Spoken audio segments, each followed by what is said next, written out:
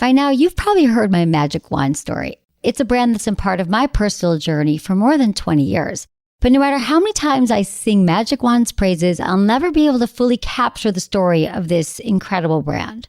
Well, now journalist and author Kate Sloan just completed a limited audio series documenting the history and impact that Magic Wand has created over the last 56 years.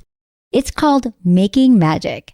And the series chronicles Magic Wand's incredible brand story through interviews with nearly 40 experts, performers, business owners, educators, and fans. So I got a sneak preview of this series, and what I loved is that Kate weaves together snippets from all their interviews into this amazing story arc. She covers Magic Wand's journey from appliance store massager to its legendary influence on culture and sexual independence, and it's all just fascinating.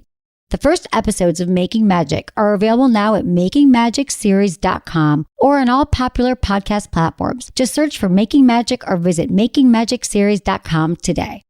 Thanks for listening to Sex with Emily. On today's show, I'm taking your calls and talking all things sex and relationships. Topics include tips to make mindful sex more mind-blowing, can avoiding ejaculation improve athletic performance, ways to move past betrayal in a relationship, and how to stop obsessing about your partner's sexual past so you can truly be present. All this and more. Thanks for listening. Look into his eyes. They're the eyes of a man obsessed by sex. Eyes that mock our sacred institutions. Bedroom eyes, they call them in a bygone day. Hey, Emily, you got a boyfriend? Because my man E here, he just got his heart broken. He thinks you're kind of cute. A girl's got to have her standards. Oh, my. Do women know about shrinkage? Isn't it common knowledge? What do you mean, like laundry? It shrinks? Can we not talk about sex so much? Are you kidding me? Oh my God, it feels so good. Being bad feels pretty good. But you know, Emily's not the kind of girl you just play with. You're listening to Sex with Emily. We're talking about sex, relationships, and everything in between. For more information, go to sexwithemily.com. Check out our podcasts, our blogs. We're updating the site every day. It's really a good time over there at Sex with Emily. You can also subscribe to the podcast. And here's the thing, guys. Also, we did a really fun show a few weeks ago that I think you're going to like. It was with my amazing team, and it was really fun. It was called a sex toy review of orgasmic proportions. And we talk about our new favorite toys this year, why we love them. We give advice about like navigating sex toy etiquette. How do you bring it into a relationship? If your partner's kind of weirded out by a toy, we walk you through all of that. And you can also check out the video on our Sex with Emily Facebook page. You can see exactly what we're talking about. So that was a super fun show, and we release 2 shows a week. So hope you're enjoying all of them. Follow me on social media, which I love. I love hearing from all of you. It's at Sex with Emily on Instagram, Facebook, Snapchat, Twitter. And we'll be doing some contests too coming up in December. So you guys can get some great presents for the holidays because we're all about spreading pleasure and joy, of course. So this morning, you guys, I was doing some breath work and some meditation, as I often do in the mornings. I'm getting better at sticking with my morning routine. I know it's not easy. We're all really, really busy. And do you ever feel like if one more person tells you to do yoga or to breathe or meditate, like you're going to punch them? I get it, okay? I get it that it's everybody like, just be mindful, just slow down. You know, I have a team here who holds up notes during the show and tells me to slow down, okay? So I get it, right? I was thinking this morning, though, it really does help to take a few minutes every day to kind of just ground yourself and to just kind of be more mindful. And when you are more mindful and present in your body, it can actually also make sex better. So I'm going to share some tips for you about how this can kind of work across the board to get out of your head and start to enjoy sex. But I know that everyone's talking about this lately, and it's kind of like the catch-all. They're like, well, you should just meditate. And you're like, how the hell am I going to meditate? I don't have time. You know, either the kids are screaming, I'm always late for work, I press the snooze button. But I'm going to ask you to open your mind and to just think about this, that there's a reason why everyone's talking about it. And you might not have found the way that meditation and breath works for you yet, but there's no right or wrong. There's not like you have to do it for 20 minutes or for 30 minutes a day. It's not about that. It's more about just like trying to quiet your mind, to focus on breath, to kind of let a lot of those thoughts go away in your head for 5 minutes, 10 minutes a day. I know that you will see a massive difference in your life. So for my routine, which I'm always kind of honing, I've been doing meditation for years. And I'm going to be honest with you. I did this meditation retreat 20 years ago, and it has taken me a really long time, up until probably just the last year and a half, where I actually have made it work so I can do it every single day. Not that I wasn't doing it over the years, but I've actually been able to recognize the benefits. And that came from me being more lenient on myself, that it didn't have to be an hour in the morning and an hour at night, or it didn't have to look a certain way, kind of like sex. I think a lot of us are worried that we're not having sex the right way. I know we are. But let me share more of this with you. So I started to meditate more in the mornings. And I also realized that the combination of meditation and breath and movement, whether you're just like breathing into your pelvic floor through this and you are, doing some stretches and breathing into your body for just a few minutes, it can make a huge difference and help with sex. So our brain is the largest sex organ because that's where, we start to think about sex, and then our body can get turned on, or we need to appeal to our mind sometimes to get in the mood for sex. But our mind is often very, very distracted, right? We're caught up in so many other things.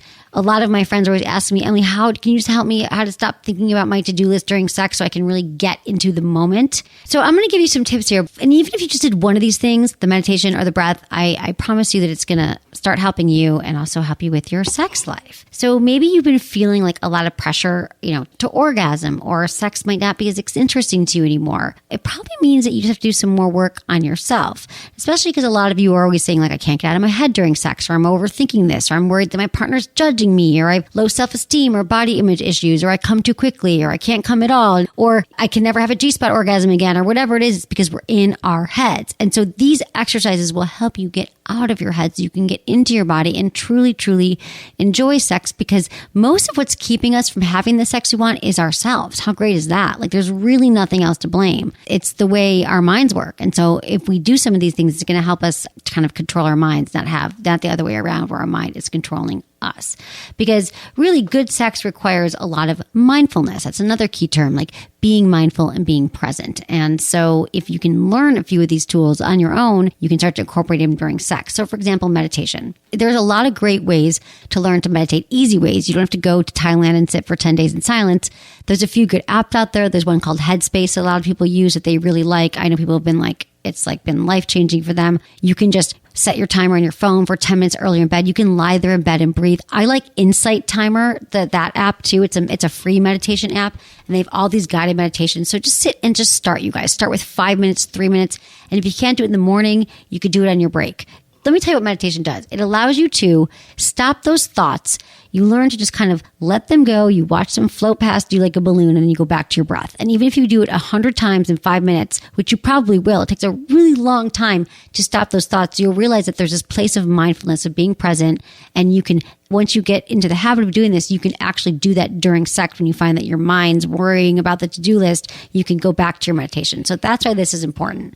The other thing is breathing. It's funny because breath is like this, another huge buzzword. Everyone's like, just breathe. I'm wearing a necklace around my neck right now that says breathe on it. Okay. People get like they get tattoos on their wrists, say breathe. And you're like, okay, guess what? If we don't breathe, guess what happens? We die. You're dead. Really. But yet we have reminders of it because we hold our breath during the day, and we speak from our chest up. We don't actually breathe fully through our body. Like deep breaths like that. We actually do like it's like the chest breathing. It's like the fight or flight, but learning how to breathe in like through your pelvic floor. So during your meditation, I do this at the end. I'll do like 5 minutes or 3 minutes of really, really deep breaths that run through my body and through your pelvic floor and back up again. That's important because that's going to awaken all your sexual organs that you might not be that connected to. You might not have had sex in a while, but it wakens up that whole part of your body. Here's the other thing about breath. Yes, it's great for tantric sex. I've talked a lot about that lately, how partners can kind of consciously sync up their breath and like deepen it together as a way of intensifying and extending their sexual experience. But it's not just about that. If you've ever experienced like trauma or dysfunction, or you're just harboring things in your body, you don't even know what they are. The more that you breathe, deep breath work, and you can take courses on this. There's stuff you can do online. You actually can release trauma and release memories and things from your body when you consciously breathe. And once you start to do this practice, you actually, in your day-to-day life, you'll realize like, oh, I'm holding my breath, and you'll like start to breathe. So it's interesting that it's something we got to remind ourselves of, because without it, we die, but it's worthwhile focusing on it. And also, again, during sex, you guys, we hold our breaths during sex. And we hold our breath when we get anxious, or we hold our breath, in a lot of ways. When we start to breathe during sex, if you're ever like in your head too much and you breathe, you'll get back into your body and back into connecting with your partner. The inner monologue during sex also, that inner monologue that we have, that when we're thinking like, Am I going to have an orgasm? Is it going to happen? Is he going to touch me where I want him to touch me? Does she like my penis? Does she not? We have this whole dialogue going on, which is and we're all wondering why we're not having satisfying sex. This is where that meditation comes in. When you're able to turn off that inner critic, that audience that's in the moment, that's narrating things in a really negative way, when you learn to shut that off and replace it with the meditation and the mindfulness or the breath or whatever it is that you go to in that moment, when you're able to do that and bring your mind back to the moment, you'll realize that you can truly be present with your partner again. You can take yourself back in a moment by just breathing or meditating. That those thoughts, they're just gone. And eventually it'll become a habit and you're able to sink into the moment and become present with your partner during sex or during masturbation. And finally, you guys, tune into your sensuality. By the most basic of all definitions, it means like pleasing or fulfilling your senses. So the other thing is when you're having sex or to start practicing your day-to-day life, when you tune in to sight and sound and touch and smell and taste, you're really present and it brings you into the moment because you're like, what does it smell like in here? What does it taste like? So when you're having sex, when you're making love, when you're with your partner, you can focus on your sensuality and make that a priority. So focus on like, what are you smelling in the room? Like, what are you tasting? Like, what are the sensations along your skin that you're feeling with your partner? That's why it's great to also set an environment during sex where you have candles that smell really good or you play with different fabrics, because the more that you tune into your senses, that's also another reflection of mindfulness. Because that's really what sex is about, is indulging in these sensations and creating more euphoric sensations and being aware of what you have going on around you. Because when your mind is focused on specifically like, wow, my partner tastes really good or smells good, or wow, their hand feels great on my arm, and you're feeling it, you can't do two things at once. So you can't be worried about your body image and worrying that like your partner's going to notice that you have this weird mole if you're thinking about, God, this tastes so good, my partner smells amazing. You just can't have both of those experiences at once. It can't. It cancels it out. So again, this is a practice, and the more you go back to it in the moment, you're going to realize like, oh wow, I really am enjoying sex more. So those are a few tips: tuning into your senses, turning off that inner monologue, breathing, and meditating. I feel like these things I found a way to make them work for me over the years, and I can share more about my little morning routines that I do that kind of set me up for the day. But I want to hear from you. Email me feedback@sexwithemily.com and let me know how this has worked for you, if you have any questions around it. And again, this is all about going to help you getting into your body and out of your head so you can have better sex. Now we're on to your calls. If you have a question you want me to answer on the show, that's amazing. We made it really easy to ask a question. Just choose the option that's easiest for you. Text me your question. Text Ask Emily, all one word, to 797979. Or you can submit a question from the sexwithemily.com website via the Ask Emily tab. And as always, I love it when you include information that helps me answer your question best: your gender, your age, where you live, and how you listen to the show. And also check the box that you'd like to be called, and we'll call you on a future caller show. Okay, we've got Valerie. She's 31 from Texas, and she has a lack of stimulation when she's touching herself. We're going to talk about it. Hi, Valerie. Welcome to the show. Hi. Hi. Hi. How are you? I'm so good because I'm talking to you. Tell me what's going on. Well, it's been a long thing, but I've just never really put too much thought into it. But recently in my relationship, he's just kind of brought it up, and I guess I've been ignoring it all this time because I don't know how to deal with it. But when he touches me, it's great. It's awesome. It's what it should be, you know. But you know, he just would like. He asked me once if I could just kind of stimulate myself because he would like to see that, and you know, I do it. I give him the show, but to be honest, I just don't feel what I feel when he touches me, right. And I'm just like, it just kind of confuses me. Oh, okay. So I feel like there's something wrong. No. I'm so glad you called. So have you ever masturbated before? Oh, yes. Yes, Oh. But, you know, I figured maybe that's my problem. So I've been doing it more and more and, you know, watching, you know, more porn to see how others masturbate because maybe I'm doing it wrong. I seriously thought that. Maybe I have no idea, But you know what? I was listening to one of your episodes about childhood and how sometimes through your experiences with your parents can lead to shame when it comes to sex. Absolutely. So that got me thinking about it. I was like, wait a minute. You know, my mom, she caught me masturbating once or twice. And and I was really young, and she was just like, no, don't do that. It was like a huge thing, and she was, raised me as a Bible beater. Well, I was really. literally, that was my first question for you. I literally was going to, I'm so glad you brought this up because I was going to ask you about your formative experiences here around sex in your home, because I kind of got that, I don't know, from you talking about it. So it feels like there was shame. It's so common. Your parents like, don't do it. They tell women that and guy, like, it's dirty. Don't touch yourself. Mm-hmm. And so that's probably a message that you took into it. Right. Yeah. So common like that. All it takes is one time. Right. And then it's like, it feels bad. Yes. Yeah, honey, that's what happens. Yes. Well, how great that you realize this, because now we release it. I'm really glad that I found your podcast, because I never really put too much thought into it until, you were talking about it, and I was like, oh my gosh. Wow, I'm so glad. This is a thing. This is a real thing. This is such a thing that you can't believe it's more of the thing. It's the biggest. I would say that shame and the way we grew up around sex is probably one of the biggest factors that contributes to people's dissatisfaction with sex.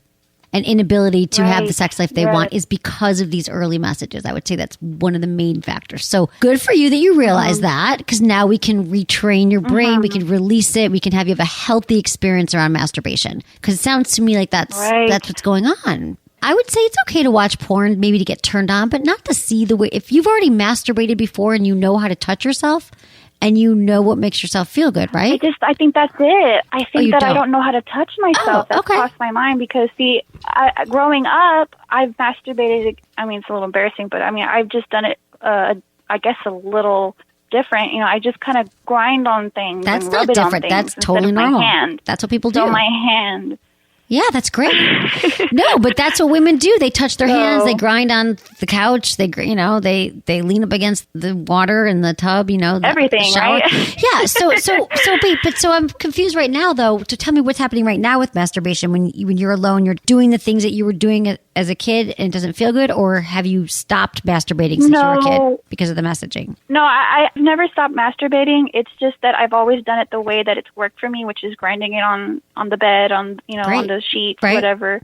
And now that he's brought it up about me, giving him a show, I'm kind of like, okay, I'll give it to you. I'll give you the show. But I'm just like, am I supposed to be feeling like, I know I'm supposed to be, turning myself on. I got it. There's just nothing going on down there. Right. Because it's a whole new way of touching yourself. I would say you could, when you're alone on your own, start playing with yourself in ways that just are different. Maybe like use a mirror and hold up and like kind of look at yourself and see what areas are like getting aroused. It can be a really cool thing to like lay back and be like, wow, look, when I touch myself here, my clitoris gets aroused, or look at my labia, my lips are, the labia and our outer labia are really sensitive. I didn't know that. So you could kind of use it as like exploration to start figuring out what, how you want to touch yourself and what makes you feel good. Yeah. And yes, maybe looking at porn could help you a little bit, but I would say, we've got some great stuff on our website as well, posts about how to actually touch yourself. Okay. And like women experiment, like, do you want like up and down movements? Do you want circular movements on your clitoris? The good news is how to make yourself orgasm, and you just did it like grinding yourself on the bed.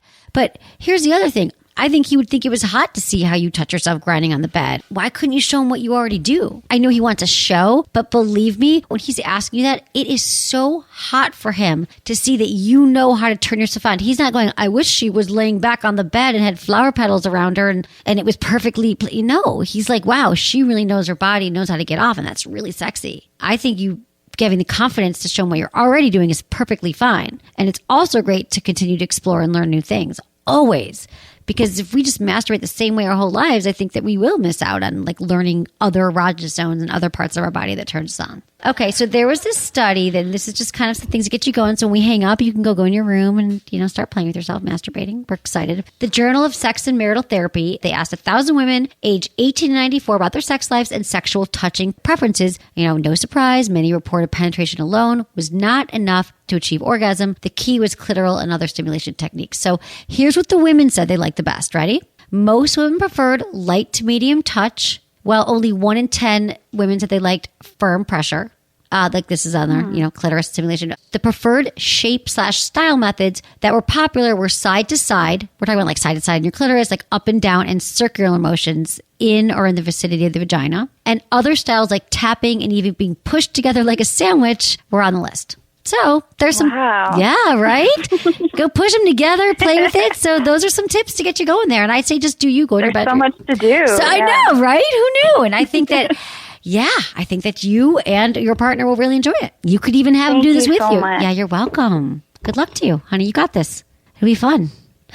Have a great night. Thanks. You too. Thank you. Bye. You're welcome. It's like we all are walking around with these vaginas and we do not get an instruction manual. And it's just like, wouldn't that be nice? And that's what I'm trying to do here. I'm trying to help you all out. It's okay that we don't know how it works, but I think it's great that we've got a lifetime to figure it out. Different touching techniques, different ways to, explore your body is important every time not every time you masturbate, but if you feel like, yeah, that actually inspired me. I've never pushed my lips together like a sandwich. You might want to try that next time. Why not? We have Tahir. He's 28 from North Jersey. North Jersey. Love it. He wants to know, does getting some action before running race affect performance? Hi, Tahir. Hi, Emily. How's it going? Good. How are you? You're running a marathon. I love it. Yeah. I've been running my whole life, but, I've been doing marathons since about 7 years ago. Wow. But I've always had this dilemma of, like, whether if I masturbate the night before or if I, have sex the night before, if it's going to actually hinder my performance at all during the actual race. Because I've Googled it, I see conflicting views, and I'm still not sure. And since you're the expert, I decided to talk to you. I'm so glad you called because, this actually has been debated. And the thing is that I don't think that there's one way to go because everyone's body's different. So for some men, like they might be like, oh yeah, when I don't, because here's the theories, right? Like the theories are if men hold back on ejaculation, right? And let's say you wait 3 weeks or something and you build up that like energy in your body and that kind of like aggression, it can kind of rechannel your energy into more like focus or kind of help you perform better if you wait to release till like, let's say after a big race or a big meeting. Yeah, right. And then there's also people who say like, oh, if you ejaculate before a race, your testosterone levels are going to be higher and you'll have more energy to compete better. So what I think you could do is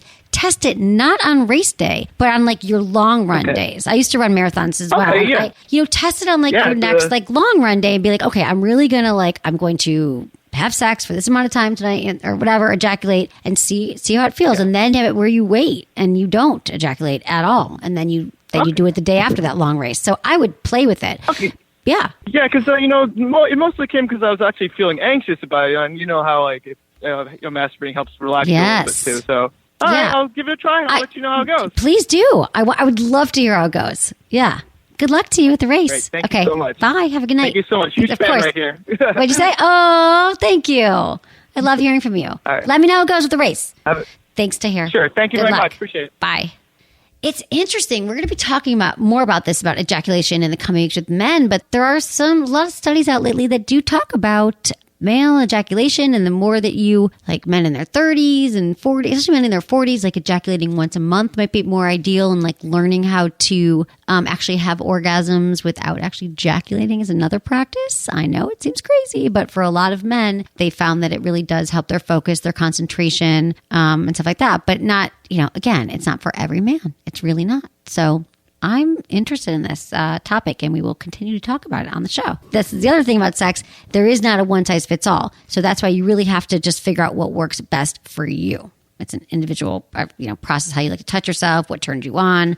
You all know that. You guys get to decide your own sexual roadmaps, which is great. We're going to take a quick break and give a shout out to our amazing sponsors. We love them. Thank you for supporting them, and we'll be right back.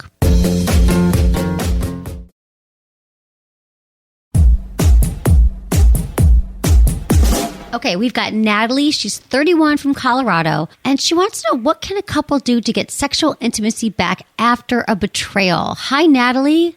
Thanks for calling. Hi, how are you? Hi, I'm good. Sounds like you're going through a lot now. Tell me a little bit about where you're at with this betrayal and how I can help. So 2 months ago, I discovered my husband was having an affair with a coworker. It was emotionally and sexual in nature. We've been together for 9 years, married for 4. So we're in marriage counseling now, dealing with the betrayal itself. So I've gotten past what occurred, and I've moved on to forgiveness. The deep wells of anger are less existent now. But we haven't had sex since I caught him. So, of course, that makes sense, honey. You're 2 months, not very much time. Yeah. Yeah. And sex is incredibly important to him. I would say that, if given the opportunity, he would have it multiple times a day. And I can't do it that often. Right. I'm more of a 2 to 3 times a week top. Gotcha. So, but I can't even think of having course not. any sex with him right now. Okay. I'm not feeling emotionally attached or trustful at all. I absolutely understand that, honey. I mean, you got to go. It's been 2 months. So I want to hear about your counseling. You said you went to counseling. I mean, I'm surprised, seriously, when I'm hearing you talk right now, the fact that you said you already moved past this and moved past that. I mean, there's a lot of people, there's different stages of this. And I'm not so sure that you're past all of those, because that would be miraculous. That means you guys have been in therapy every single day since it happened, or twice a week since it happened. And so I want to know how long you have actually, unless, I don't know. Yeah, I'm actually a huge lover of therapy. Been doing it my entire life, incredibly self-aware, read a ton of self-help books. So I'm also a very rational and logical person. So I was able to move past the emotional part, not really quickly exactly, but we have been in therapy for the 2 full months that we've been going at least once a week. Great. I mean, I definitely have it. I've forgiven what he's done, but I'll never forget it. God, of course not. I'll always know that he could do that to me, and that he can lie to me. Right. So, I mean, I think that's what's holding me back in the sex Absolutely. You've department lost trust. You've lost, it's been a mar on your intimacy and your 9 years together you've built. So like, that's all really real. And to feel safe again, to open up and to be sexual, which is such a vulnerable thing, you're not feeling protected and safe yet, which totally makes sense because, couples need to, when this happens with betrayal, it's all about rebuilding trust. And that's a lot of work. So I'm so happy to hear that you went right into therapy once a week. Really, really important.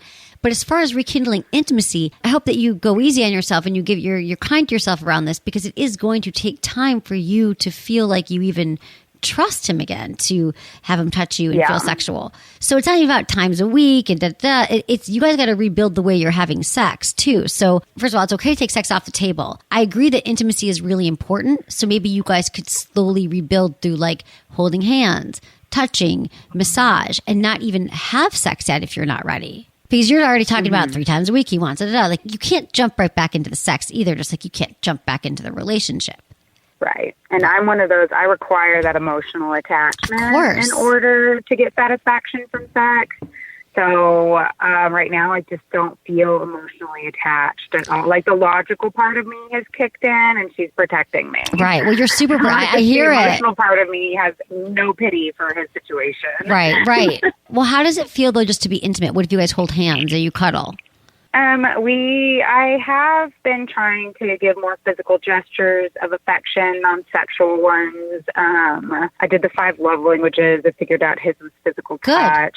Okay. I'm really trying to drive home that intimacy and sex are completely different things too, and that and even before this all happened, I wasn't satisfied Why were with you, the level of emotional intimacy that I get from him. He just...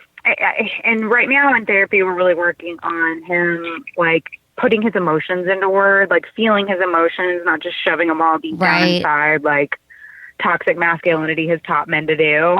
Right.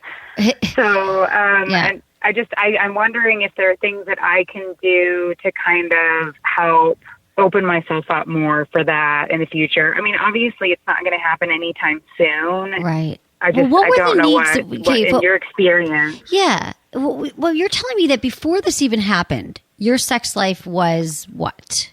Was it? Yeah, it was just vibrant? Mostly frequent? His satisfaction. It was just such a routine. I mean, I've always taken care of my own needs, big proponent of toys, but I never felt like I was his focus. I never felt like he was there to meet my needs. It was always me doing something for him. Sexually. Yeah. Well, this is a great way to enter them, because I'd say this is the time that you get to ask for what you want and figure out what you want and demand that you get that in bed. I don't think it's about meeting his checklist of 3 times a day or whatever he wants. Obviously, that's not going to happen. But what a great way. You guys are rebuilding everything else. Why not rebuild your sex life as well? It can't go back to how it was, and you didn't even like how it was. You get to start new now. You get to start fresh, and you have to start to say, you know what? I feel like, there's these things that I'm going to need from you. Now, here's the thing is that it's communicating about this stuff. We talk about this a lot on the show. You can't just be you need to go down on me more, or whatever it is that you require from him. Are you able to explain to him what you need to feel cared for sexually right now? Yeah, I mean, I could definitely put it into words, and I have before. I think it's just doing it in a way that where he doesn't feel like I'm being critical of him, Right. and in a way where he feels like he's getting something out of it too. I think that we went on autopilot for so long, and that made it so easy for him to do this, to go outside of our marriage. Right. And you weren't asking for what you wanted either then. You were not satisfied. So in a way, do you care? You care about sex, right? Like you like sex. Do you want to have a more fulfilling sex and connected sex? Yeah, I mean, I definitely enjoy it. I will be completely honest. I've had some medical issues, and there are literally hardly any nerve endings left down there. So it is almost impossible for me to have an orgasm. Okay, so this via is penetrative sex. So I figured out how to do it myself, and I've even attempted to show him how to do it too. I think that the time and effort that it takes for me to get off is just something I'm going to just get on board for. Yeah. Well, of course he's going to have to get on board for that. You don't feel a lot inside of you. It's like numb? Yeah. Okay. Like pretty much numb. Okay. And you've gone to doctors and your gynecologist and gotten checked and done everything you need to. Because there's ways to unnumb it. Like there's ways to. Honestly, they just say that's super common now for things like that to happen. Okay. Well, okay. I just want to say that maybe there are ways that it could become when you start focusing attention on it more. Oh, yeah. I'm sure there are some incredibly expensive medical Not expensive. Well, I wouldn't even say medical. I would say if you start wearing like some Kegel balls around the house and start doing your exercises and start like kind of just feeling sensations in there, lying back on your bed and like waking it up again and attaching with that part of your body, I feel like you've been probably disconnected. And of course you wouldn't want to have sex right now if you're not really feeling anything. But the good part is that you know what does make you feel good. So you've been able to adapt and you're saying that's difficult to explain to him or you don't think he'd want to, because it just sounds like you guys need to have a conversation about the state of your sex life right now. It's different than it was. It's shifted, not just because of the affair.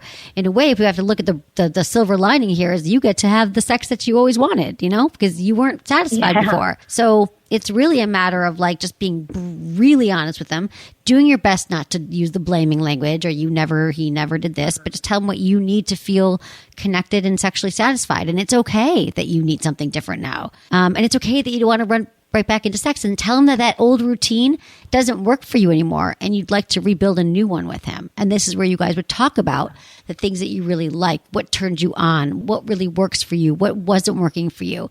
I mean, he wants more intimacy, more touch. It sounds like, sometimes that could be just holding hands or a massage or being, sitting together on the couch or like when you come in doing a loving gesture, giving him a kiss in the neck. I know what that's like. That's my love language as well. I just would like to be touched like every 10 minutes throughout the day. It'd be great. I mean, so he needs that from you.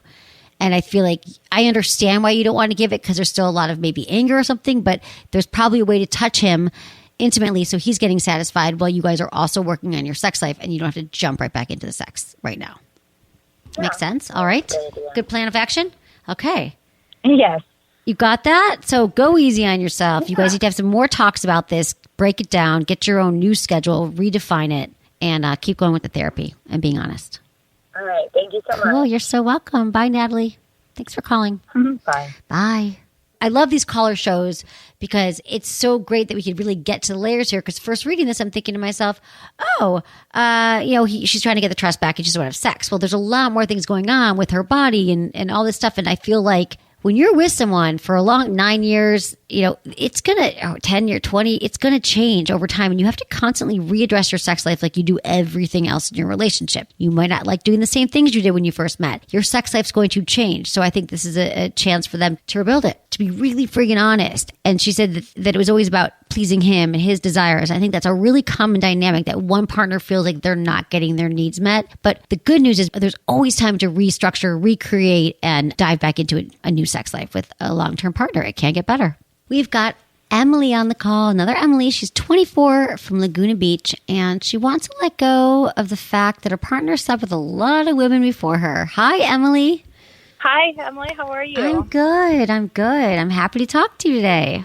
Thanks for having me on the call. I appreciate it. Yes, of course. So tell me about what's going on. So I've been dating this amazing guy for over 2 years now, and he's so awesome. But it kind of came across like he didn't tell me directly, but just all our friends come across and realize that he's been with a lot of girls. And it's not something that is a constant issue with our relationship. It's just something that's in the back of my head all the time. And it kind of just sucks, like, just thinking about it, you know? So I was just kind of wondering what I could do about that. Tell me about your feelings that you're having about it. Like, are you thinking about it? I feel like I'm just being selfish, you know? It's like, oh, I don't want to think about him with anybody else. And it's like, I know I can't get upset with him because that's not fair to him because he didn't even know me. So I understand that. I had my fun in college too. So I completely understand. Right. So I get it. And I know it's not right, but I feel like there's just something I can do to make it easier. Right. Even though I know it's not. Well, I think that it's all, because the good news is that, it's all, it's in your head. And so a lot of times we conjure up these things that we know it's like we're beating ourselves with really bad information, like with this stick. And it's like, because maybe it makes you feel inadequate, or maybe you feel like, I don't know. Is there a part of it that makes you feel jealous? Do you feel inadequate? Do you feel like you won't match up to them? That you're not great in bed because he's had so much more experience and he's constantly thinking about the other women when you're together? Is that the kind of thoughts? I don't think I would go into it like that deep. Like sometimes, oh yeah, I think she's pretty. I never feel like it's, maybe I feel like I'm competing when I don't know I am. Right. Does that make sense? Yeah. Like deep down, I feel like I'm trying to compete, but like on the outside, I'm like, okay, well, just I think about it too much or just something. I don't know. Well, I'm taking it to another level for you because the fact that you keep bringing it up in your head is a way of torturing yourself. Like you can't stop. You're obsessing about. I don't mean to put call it an obsession, but it sounds like. No, I totally. Yeah, the fact that you're like upset, you hear about it, and then you're thinking about this woman, and she came in, and he was with her. So I'm thinking when we take that to another level, like why is your brain going to there? Because it's messed up, but the way our brain, many of us are wired, is that we feel like we just have to like torture ourselves with information that we flip it, we make it bad, and like you're bad, and he's thinking about you, and you're jealous, and all this stuff. So really, my advice to you would be to like, as much as you can, when you have those kind of thoughts, just to really realize that they're not serving you, that it is his past, that he's with you, and that sounds like you guys have a good 2 years you've been together, you trust him, correct? Yeah. It's trustworthy? Absolutely. And I'm wondering if there's anything with your sex life. I'm wondering if this is the reason perhaps why your brain is doing this, is like triggering it and flipping it around so much and ruminating. Is there something with your sex life with him that you'd like to see happen, or something that you're craving that isn't there right now that you'd like to talk to him about? Right. I think, I don't know. We started dating, and I used to play a college sport and I quit. So I think that might be something that has to do with it a lot. Maybe like I had a lot of identity issues for a little bit that he helped me with, because that's all I did growing up, So once I stopped, I didn't even know who I was anymore. So I think that kind of tipped me off the boat, I guess you can say. But so you don't feel as confident? Like you don't feel as confident, but how does that impact your ability, like in the bedroom? Do you not feel? No, I don't think. No, we have a great sex life. Like I think it's fine in the bedroom, but I feel like just with our relationship overall, like we have such a good relationship. The last thing I want is for me to like ruin it because I eat myself up too much about something that I shouldn't. Right. Well, I think it's a choice. Yeah. I mean, you can't change it. So you cannot never change your partner's sexual past. And this is why I say it's always great not to talk about it, not to think about it, not to even go there, because really the sex you have to focus on in the relationship is right in front of you. It's with him. So that stuff really doesn't matter. Right. You really can't change it. You can't get rid of it. It's still there. And you want to respect him as well. So I think the most is like, it's really reprogramming your brain to be like, when you have yourself having those thoughts, if you feel like you can't stop, like replace it with like and I'm in my mind right now, like I can't wait to get home and see him. And when I get there, I'm going to tell him how much I appreciate him for this, or how much I'm really enjoying our relationship. Like have a list of positive things that you could look at that you're grateful for in your relationship. Like if you keep a notebook or your notes on your phone. And I think it helps sometimes when you write it all down and you're like, we had this great date the other night, or like I had 6 orgasms, or it was so sweet that he brought me home breakfast without asking. I don't know what it is, but if there's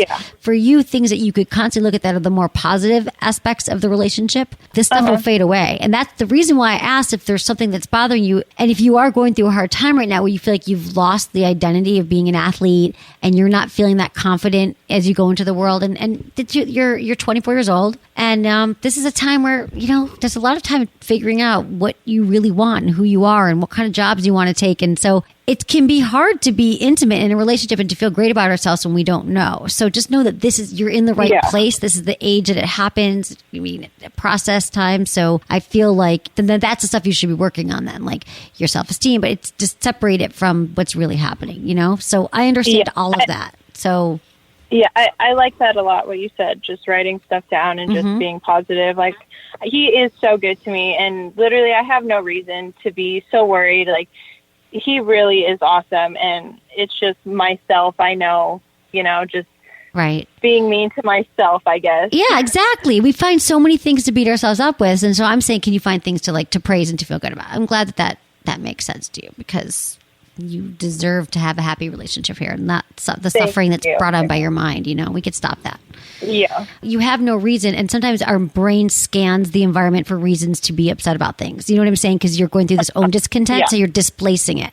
So it's almost like a displacement too, the energy you're spending on it. So just recognize that that's your thoughts creating it. It's separate from what's actually going on. So that's okay. Okay, yeah, Emily. Awesome. Thank you so much.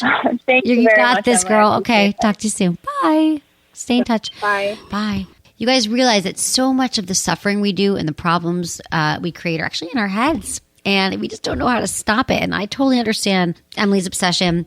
We think we like it. We think it's going to help us be better people somehow, but if we keep replaying stories that aren't useful to us. So I think writing things down and really looking at like, okay, I'm feeling that these things are all true about the past, or I'm not a good person. But when you write down the things that you're really appreciative for, or the things that you really love about your partner, and the things that are good, and you have a place that you can look and you can read those things again, it'll help get you off that loop of negativity, negative thinking, which is holding you back from having the relationship and the sex life that you want. This was a fun show. I love talking to you guys. It's been awesome. Thank you for subscribing on iTunes and reviewing the show. You can actually subscribe a lot of places now, but we appreciate when you review it. I'm so thankful for your positive reviews. And you can, like I said, check it all out on social media. It's at Sex with Emily. Thank you to my amazing team, Ken, Jamie, our intern Shannon and Jenny, producer Lark, and Michael. And thank you everyone for listening. Was it good for you? Email me, feedback@sexwithemily.com.